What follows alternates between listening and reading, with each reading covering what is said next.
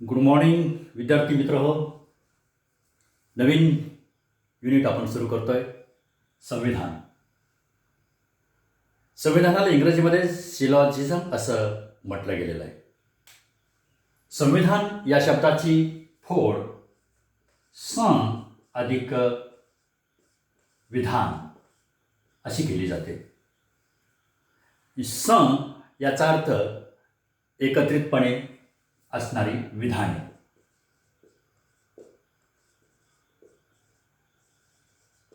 ही जी एकत्रितपणे विधानं असतात ते कोणत्या आणि कशा स्वरूपामध्ये असतात ते संविधानाच्या स्वरूपामध्ये आपण पाहूया.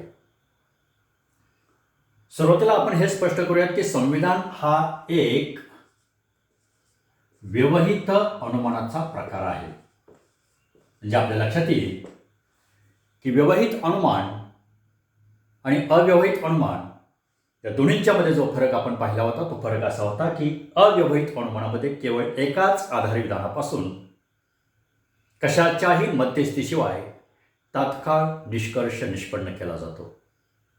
त्यालाच इमिडिएट इन्फरन्स असं म्हटलं होतं. पाठीमागच्या युनिटमध्ये आपण ही सविस्तर चर्चा केलेली आहे.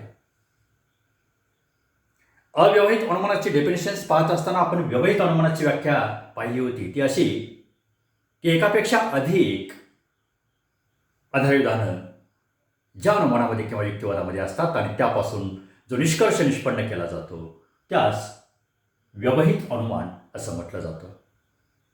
पण एकापेक्षा अधिक आधारविधानांच्या पासून किंवा कशाच्या तरी मध्यस्थीनं निष्कर्ष निष्पन्न केला जातो त्यास व्यवहित अनुमान असं म्हटलं जातं. आणि व्यवहित अनुमान हा संविधानाचा एक प्रकार आहे. मग संविधान हे कसं असतं तर एका विधानातून निष्पन्न करता येत नाही. कारण आत्ताच आपण फरक पाहिलेला आहे की व्यवहित अनुमानाचा हा प्रकार असल्यामुळं एकापेक्षा अधिक आधारविधानं असतात. पण एकापेक्षा अधिक आधारविधानं किती तर 2 ही आधारविधानं असतात. आणि 2 आधारविधानांच्या पासून एकत्रितपणे म्हणजेच मानसिक प्रक्रिया घडून यावी लागते. ती मानसिक प्रक्रिया घडून येण्यासाठी समान धागा, समान पद किंवा विधानाचा समान घटक 2 आधारविधानांच्या मध्ये जर असेल तरच आपल्याला निष्कर्ष निष्पन्न करता येतो. आणि मग तो जो निष्कर्ष निष्पन्न केलेला आहे तो अनिवार्य स्वरूपामध्ये तो एक आणि एकच असतो. दुसरा निष्कर्ष निष्पन्न करता येत नाही. फॉर एक्झाम्पल, सर्व शिक्षक विद्वान आहेत. घेतलं एक विधान. दुसरं विधान, राम शिक्षक आहे. दॅट इज व्हाय मित्र आपण आत्ताच म्हटलं होतं की आधारविधानं ही किती असतात तर 2 आधारविधानं असतात आणि त्या 2 आधारविधानांच्या पासून निष्कर्ष निष्पन्न केला जातो. परंतु त्या 2 आधारविधानातून निष्कर्ष निष्पन्न करत असताना मानसिक प्रक्रिया घडून येण्यासाठी त्याच्यामध्ये समान धागा, समान पद असावे लागते. जर समान पद 2 आधारविधानांच्या मध्ये जर नसेल तर ती दोन्ही आधारविधानं ही अस्तित्वाच्या स्वरूपामध्ये स्वतंत्रपणे आपल्याला निर्देशित करता येतील. त्यास संविधान म्हणता येणार नाही कारण त्यापासून निष्कर्ष निष्पन्न करता येत नाही. संविधान अशालाच म्हटलं जातं की जी 2 आधारविधानं आहेत त्या 2 आधारविधानांच्या मध्ये एक समान पद आहे किंवा समान विधान घटक आहे. सुरुवातीला आपण पाहूयात समान विधान पद. शिक्षक हे एक समान पद आहे. आपण म्हटलं होतं की 2 एकत्रित विधानं ज्यावेळेस असतात त्यावेळेस त्या एकत्रित विधानांपासून निष्कर्ष निष्पन्न करतेवेळी जे समान पद आहे ते निष्कर्ष विधानामध्ये पुन्हा घ्यायचं नाही. आणि मग निष्कर्ष निष्पन्न करत असताना दुसऱ्या आधारविधानातील जे उरलेलं पद आहे ते राम आपण निष्कर्ष विधानाच्या सुरुवातीला घेऊया. आणि पहिल्या विधानातील राहिलेलं जे पद आहे ते विद्वान. इथं घेऊया, राम विद्वान आहे. मित्रहो, हा झाला निष्कर्ष. दोन आधार विधान जे आपल्या समोर जे आहेत, या दोन आधार विधानांच्या पासून जो निष्कर्ष काढलेला आहे तो निष्कर्ष राम विद्वान आहे. या व्यतिरिक्त या युक्तिवादामध्ये किंवा संविधानामध्ये निष्कर्ष निघत नाही. म्हणून आपण असं म्हटलेलं आहे की संविधानामध्ये दोन आधार विधाने असतात आणि एक तिसरं जे असतं ते निष्कर्ष विधान असतं. आणि म्हणून संविधानाच्या वैशिष्ट्याच्या स्वरूपामध्ये आपण एक गोष्ट लक्षात घ्यायची. वैशिष्ट्य पाहत असताना कॅरेक्टरिस्टिक्स जी आहे त्याच्यामध्ये पहिल्यांदा आपण म्हणूयात की 3 विधाने. अत्यंत महत्त्वाचा हा मुद्दा आहे. 1, 2, 3. संविधानामध्ये जे वैशिष्ट्य आहे 3 विधानं, त्या 3 विधानांमध्ये दुसरं एक वैशिष्ट्य आपल्याला स्पष्ट करता येईल. ते म्हणजे समान पद किंवा समान विधान घटक. समान विधान घटक कसा असतो, एक उदाहरण आपण या ठिकाणी घेऊयात आणि निष्कर्ष निष्पन्न करूयात. पहिलं विधान मी घेतो. जर पाऊस पडला तर पिके येतील. पहिलं विधान घेतलेलं आहे, जर पाऊस पडला तर पिके येतील. आपल्या सर्वांना माहिती आहे हे अनुलंब विधान आहे, सापेक्ष विधान आहे. जर पासून तर पर्यंतच्या भागाला पूर्वांग म्हणतात, तर नंतरच्या भागाला उत्तरांग असं म्हणतात. पाऊस पडला पिके येतील हा झाला विधान घटक. कारण एकच शब्द असतो त्यावेळेस त्याला पद असं म्हटलं जातं. इथं 2 शब्द आहेत, इथं विधान घटक असं म्हणायचं. दुसरं विधान मी घेतो. जर ढग असतील तर पाऊस पडेल. पहा, दुसरं विधान मी काय केलं, जर ढग असतील तर पाऊस पडेल. That is what. समान घटक तुम्हाला कोणता दिसतो आहे या 2 विधानांमध्ये? पाऊस पडला, पाऊस पडेल हा समान घटक पुन्हा निष्कर्ष विधानामध्ये घ्यायचा नाही. आणि मग निष्कर्ष निष्पन्न करता असताना निष्कर्ष आपण असा काढूयात की जर ढग असतील तर पिके येतील. काय केलं आपण? पाऊस पडेल, पाऊस पडेल हा विधान घटक आहे तो आपण वजा करून टाकला. दुसऱ्या विधानातील विधान घटक आधी आपण घेतला. जर ढग असतील तर पिके येतील. या स्वरूपामध्ये समान पद आधी एक आपण युक्तिवाद घेतला होता. समान विधान घटक हा तुमच्या समोर जो आहे तो, म्हणजेच समान पद किंवा समान विधान घटक ज्यावेळेस आपण घेतो त्यावेळेस निष्कर्ष निष्पन्न करतो. आणि हा जो निष्कर्ष असतो, दोन्ही विधान आपण पाहिलेले, तो निष्कर्ष जो असतो तो निष्कर्ष अनिवार्य असा असतो. अनिवार्य याचा अर्थ यापेक्षा वेगळा निष्कर्ष निघू शकत नाही. म्हणजे कोणतंही संविधान ज्यावेळेस आपण घेत असतो त्यावेळेस त्या संविधानामध्ये जी 2 एकत्रितपणे विधानं असतात, 2 एकत्रितपणे विधाने असतात, त्या एकत्रितपणे विधानातून निघणारा जो निष्कर्ष असतो तो अनिवार्य असतो. आणि म्हणून 2 अधिक 1 अशी विधानं असतात, 3. आणि म्हणून म्हटलं जातं संविधानामध्ये 3 विधाने असतात. हा संविधानाचा वैशिष्ट्याचा भाग. संविधान जे असतं ते संविधान 2 प्रकारांना आपल्याला पाहता येतं. पहा, संविधान आपल्याला 2 प्रकारांना पाहता येतं. याचाच अर्थ संविधानाचे प्रकार जर आपण म्हटलं तर एका बाजूला शुद्ध संविधान तर दुसऱ्या बाजूला मिश्र संविधान. आणि हेच दोन आपल्या अभ्यासाचे विषय आहेत. शुद्ध संविधानाचे 3 प्रकार पडतात. आपण फक्त इथे एकच अभ्यासासाठी घ्यायचं आहे. मिश्र संविधानाचे सुद्धा 3 प्रकार पडतात.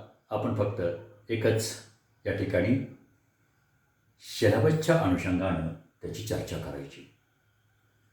शुद्ध संविधानामध्ये पहिला जो प्रकार आहे तो शुद्ध सरल संविधान. शुद्ध सरल संविधान. दुसरा जो प्रकार आहे तो शुद्ध अनुलंब संविधान. आणि तिसरा जो प्रकार आहे तो म्हणजे शुद्ध संविधान. जसे शुद्ध संविधानाचे 3 प्रकार पडतात तसेच इथं मिश्र संविधानाचेही 3 प्रकार पडतात. त्याच्यामध्ये पहिला जो आहे तो मिश्र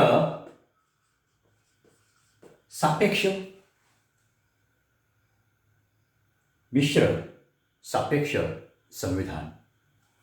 दुसरा जो प्रकार आहे तो म्हणजे मिश्र वियोजक संविधान. म्हणजे इथं जर तरची विधानं असतात आणि इथं किंवा स्वरूपाची विधानं असतात. विधानांच्या वर्गीकरणामध्ये आपण पाहिलेलं आहे निरुपाधिक विधानं आणि सोपाधिक विधानं. सोपाधिक विधानांच्यामध्ये ही दोन्ही विधानं येतात. आणि तिसरा जो प्रकार आहे मिश्र वियोजक आपण सिलेबसमध्ये पाहणार नाही. आणि तिसरा सुद्धा प्रकार जो आहे तो अत्यंत इंटरेस्टिंग असा आहे.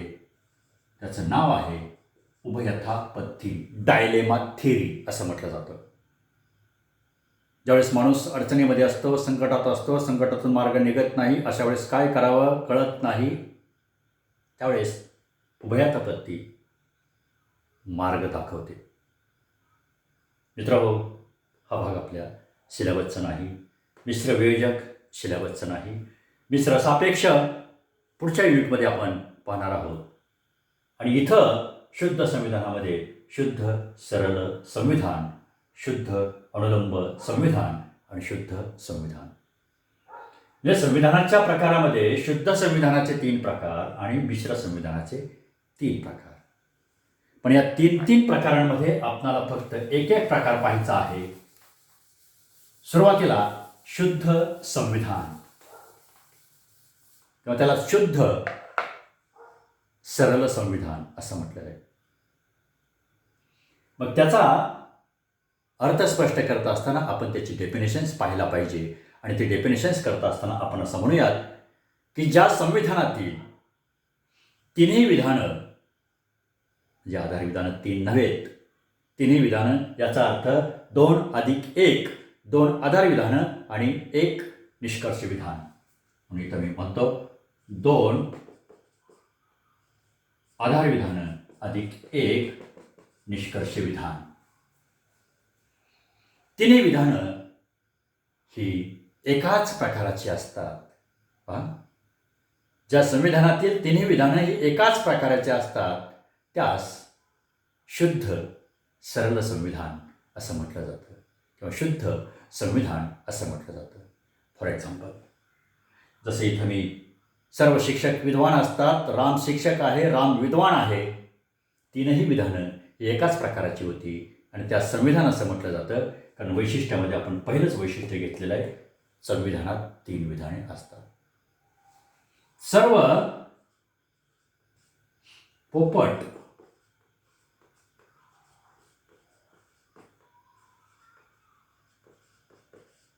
हिरवे असतात. सर्व वकील पोपट असतात. दॅट इज व्हाय पहिलं विधान दुसरं विधान एकाच प्रकाराचं आहे. ए म्हणजे सरळ स्वरूपाचं, निरुपाधिक स्वरूपाचं, कारण दोन्ही विधानामध्ये कसलीच अट नाही. आणि एकत्रितपणे ज्यावेळेस निष्कर्ष निष्पन्न करायचा असतो त्यावेळेस आपलं प्रिन्सिपल असं आहे, पोपट पोपट हे समान पद आहे. जसं इथं म्हटलं ते पुन्हा निष्कर्ष विधानामध्ये आपण घ्यायचं नाही. आणि म्हणून मग निष्कर्ष निष्पन्न करत असताना दुसऱ्या विधानातील उरलेलं जे पहिलं पद आहे ते उद्देश पद म्हणून घ्यायचं. सर्व वकील पहिल्या विधानातील राहिलेलं पद हिरवे असतात. मित्र, जो निष्कर्ष निष्पन्न केलेला आहे तो निष्पादित केलेला निष्कर्ष हा नियमाच्या अन्वये आपण निष्पन्न केलेला आहे. आधार विधाने जर सत्य असतील तर संविधानातील निष्कर्ष हा सत्य असतो. आधार विधाने जर असत्य असतील तर संविधानाचा निष्कर्ष सत्य आहे की असत्य आहे हे तर्कशास्त्र पाहत नाही. म्हणून जो निष्कर्ष निष्पन्न केलेला आहे त्या निष्कर्षाला संविधानाच्या नियमाची कसोटी आपण लावत असतो आणि तो निष्कर्ष युक्त आहे की अयुक्त आहे हे आपण सांगत असतो.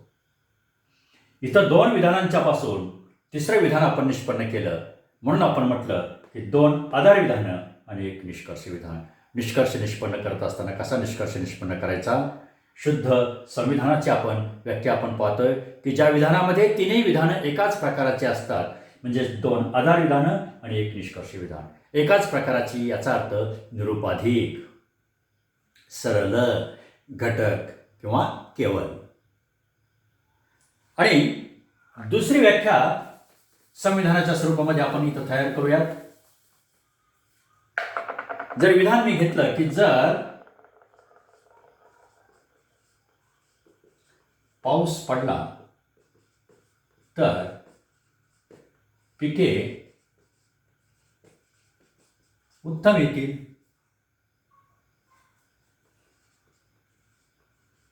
पाऊस पडला आहे, दॅट इज ऑय पिके उत्तम येतील. मित्र, पहिलं विधान जे आहे ते सापेक्ष स्वरूपाचं आहे. दुसरं जे विधान आहे ते निरुपाधिक स्वरूपाचं आहे, कारण दुसऱ्या विधानामध्ये कोणतीच कसलीच अट नाही. तिसरं विधान हे सरळ स्वरूपाचं आहे. म्हणजेच हे तिन्ही विधानं ही वेगवेगळ्या प्रकाराची असल्याचं आपल्याला दिसतं. आणि ज्या संविधानामध्ये मग विधानं तीनच असतात संविधानामध्ये, ते मिश्र असू द्यात किंवा शुद्ध असू द्यात, ज्या संविधानामध्ये भिन्न प्रकाराची, कधी सापेक्ष स्वरूपाची असतील, कधी वियोजक स्वरूपाचे असतील. मी एक तर सोलापूरला जाईन किंवा कोल्हापूरला जाईन असं ज्यावेळेस म्हटलं जातं त्यावेळेस मी कोल्हापूरला गेलो आहे याचाच अर्थ तो सोलापूरला गेला नाही. पहा, संमिश्र स्वरूपाचं हे संविधान आहे आणि वियोजक स्वरूपाचं आहे. मी एकतर पुण्याला जाईन किंवा मुंबईला जाईन. मी पुण्याला गेलो आहे, दॅट इज ऑय मी मुंबईला गेलो नाही. म्हणजे एकाचा स्वीकार ज्यावेळेस आपण करतो त्यावेळेस दुसऱ्याचा नकार आपण करतो. दुसऱ्याचा नकार आपण ज्यावेळेस करत असतो त्यावेळेस पहिल्याचा आपण स्वीकार करत असतो. हे किंवा विधानामध्ये आपण पाहिलेलं आहे. म्हणजे दोन पर्याय असतात, दोन्ही ठिकाणी आपण उपस्थित राहू शकत नाही. मी एकतर लायब्ररीमध्ये असेल किंवा खेळाच्या ग्राउंडवरती असेल. मित्र, एकच व्यक्ती लायब्ररीमध्ये सुद्धा आणि खेळाच्या ग्राउंडमध्ये सुद्धा एकाच वेळी स्थलकाल सापेक्ष स्वरूपामध्ये, वेळेच्या स्वरूपामध्ये, काळाच्या स्वरूपामध्ये असू शकेल काय? नाही. याचाच अर्थ ती ग्राउंडवरती जर असेल तर लायब्ररीत असणार नाही. लायब्ररीमध्ये जर अभ्यास करत असेल तर ती ग्राउंडमध्ये असणार नाही. म्हणजेच स्वीकार आणि नकार हा वियोजक विधानामध्ये येतो. पण वियोजक विधान आपण या ठिकाणी अभ्यासासाठी घ्यायचं नाही. उदाहरण म्हणून आपण या ठिकाणी घेतलेलं आहे. वियोजक विधान जरी असलं तरी त्याच्यामध्ये तीनच विधानं असतात. सापेक्ष स्वरूपाचे विधान आपण घेतली तरी त्याच्यामध्ये तीनच विधानं असतात. अगदी उभयतापत्ती डायलेमा थेरी जरी आपण पाहिली तरी सुद्धा त्याच्यामध्ये तीनच विधाने असतात, कारण तो संविधानाचा आणि व्यवहित अनुमानाचा भाग आहे. म्हणून संविधानाच्या व्याख्येच्या संदर्भामध्ये आपल्याला असं म्हणता येईल की दोन एकत्रित विधानांपासून जो निष्कर्ष निष्पन्न केला जातो, तिसऱ्या विधानाच्या स्वरूपामध्ये त्याला संविधान असं म्हटलं जातं. याचाच अर्थ संविधानामध्ये जी 3 विधाने असतात ती व्यवहित अनुमानाच्या प्रकाराच्या स्वरूपामध्ये आपल्याला पाहायला मिळतात. आणि म्हणून संविधानामध्ये जी निष्कर्षाची अनिवार्यता सांगितलेली आहे ती निष्कर्षाची अनिवार्यता, फॉर एक्झाम्पल एक आर्ग्युमेंट्स या ठिकाणी मी घेतो. पहा,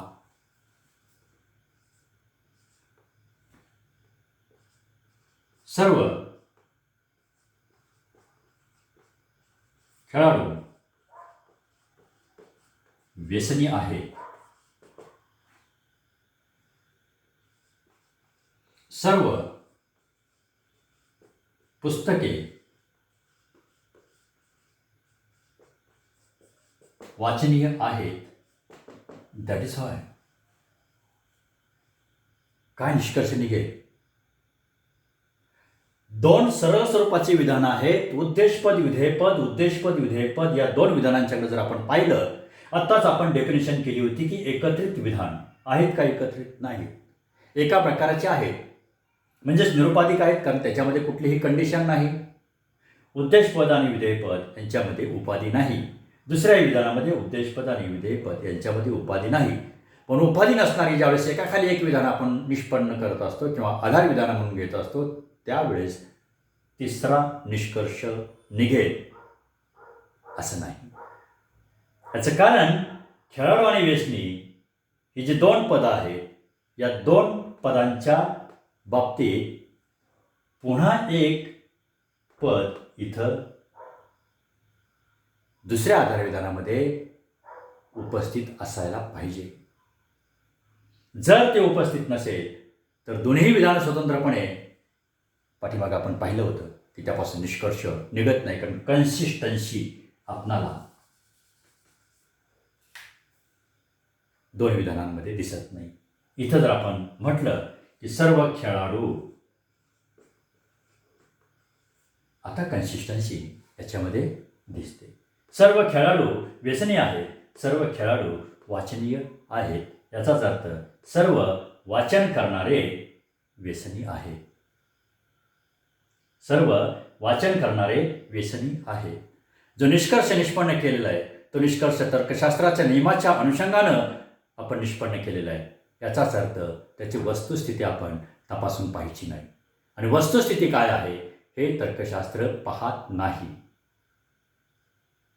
पण निष्कर्ष जो निष्पन्न केलेला आहे तो मात्र अनिवार्यपणे या ठिकाणी निष्कर्ष निष्पन्न केला गेलेला आहे. म्हणून काही मुद्दे ज्यावेळेस संविधानाच्या स्वरूपामध्ये आपण पाहतो त्यावेळेस आपल्याला या गोष्टी अत्यंत महत्त्वाच्या वाटतात. म्हणून मित्रहो, संविधानाच्या स्वरूपामध्ये संविधानाची व्याख्या, संविधानाचे प्रकार आणि संविधानाची वैशिष्ट्ये या गोष्टी आपण आज या व्हिडिओमध्ये पाहिलेल्या आहेत. उद्याच्या व्हिडिओमध्ये आपण जी संकल्पना पाहणार आहोत ती म्हणजे संविधानाची रचना. याला आपण उद्याच्या व्हिडिओमध्ये सुरुवात करूयात. आज आपण इथंच थांबूयात, कारण आपण पाहिलं की डायलेमा थेअरी, वियोजक विधान असेल किंवा मिश्र स्वरूपाचं संविधान असेल, इकडं शुद्ध संविधानामध्ये शुद्ध संविधान असेल, शुद्ध सापेक्ष संविधान असेल, किंवा आणखी जो प्रकार आपण पाहिला आहे इथं उदाहरणांच्या स्वरूपामध्ये 3 प्रकार. इथं मात्र आपल्याला आता एकच प्रकार पाहायचा आहे, तो म्हणजे शुद्ध संविधान. त्यालाच शुद्ध सरळ संविधान हाच फक्त आपल्या अभ्यासाचा विषय आहे. त्याच्यावरतीच आपण लक्ष केंद्रित करूयात. म्हणून त्याच्यावरती जी संविधानामध्ये विधानं येणार आहेत ती सगळी विधानं AEIO पुन्हा आपण दुसऱ्या युनिटमध्ये जाऊ शकतो, तिसऱ्या युनिटमध्ये जाऊ शकतो. कारण इथं ज्यावेळेस संविधान आपण पाहत असतो त्यावेळेस ते संविधान त्याचा निष्कर्ष युक्त आहे की अयुक्त आहे हे पाहत असताना विधानातील पदांची व्याप्ती, विधानांची चतुर्वर्ग व्यवस्था या कन्सेप्ट आपल्या क्लिअर असायला पाहिजे. जर त्या असतील तर आपल्याला चतुर्वर्ग व्यवस्थेच्या संदर्भामध्ये इथं आर्ग्युमेंट्स संविधानाचे करता येतील आणि युक्त आहे की अयुक्त आहे हे संविधान हे आपल्याला ठरवता येईल. मित्रहो, पुढच्या व्हिडिओमध्ये आपण संविधानाची रचना पाहिल्यानंतर प्रत्यक्षात नियमाला सुरुवात करूयात आणि युक्तिवाद तपासूयात. आज आपण इथंच थांबूयात. धन्यवाद.